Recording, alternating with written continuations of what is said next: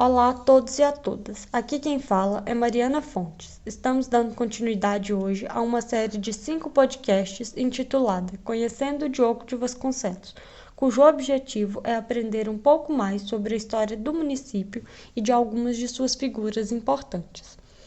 Estamos hoje no nosso segundo episódio e o tema da vez é o historiador Diogo de Vasconcelos, figura responsável pelo nome da cidade. Vamos lá? Filho do Major Diogo Antônio de Vasconcelos e Dona Luísa de Almeida, Diogo Luiz de Almeida Pereira de Vasconcelos, ou simplesmente Diogo de Vasconcelos, foi um historiador, político, jornalista e advogado mineiro.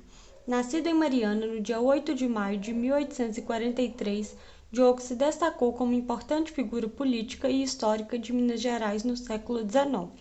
Em sua trajetória acadêmica, Diogo de Vasconcelos estudou no Seminário de Mariana, no Mosteiro de São Bento, Rio de Janeiro, e na Faculdade de Direito do Largo de São Francisco, em São Paulo, capital, onde se formou no ano de 1867. Nascido em uma família com estreita relação com o reinado de Dom Pedro II, formada de ministros e presidentes da província, Diogo de Vasconcelos exerce também importantes funções políticas em Ouro Preto e região.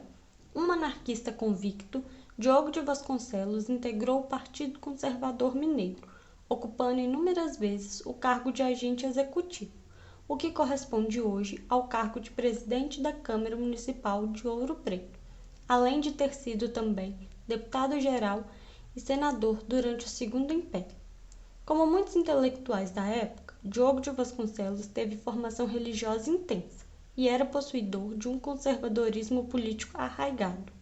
Para ele, o passado brasileiro, marcado pelo colonialismo e pela monarquia, com os lastros dessa sociedade católica, formavam uma identidade brasileira. Desse modo, ele ia contra o discurso liberal, que via na República uma forma de se desprender dessa nossa influência ibérica, o que levaria ao avanço do país.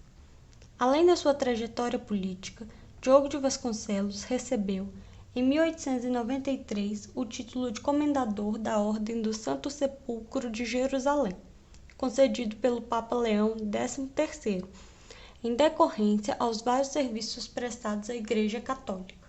Diogo de Vasconcelos destacou-se ainda enquanto historiador, podendo ser considerado um dos pioneiros na construção da memória histórica de Minas Gerais, trabalhando na implantação de importantes instituições, tais como o Arquivo Público Mineiro, o Instituto Histórico e Geográfico de Minas Gerais e a Academia Mineira de Letras.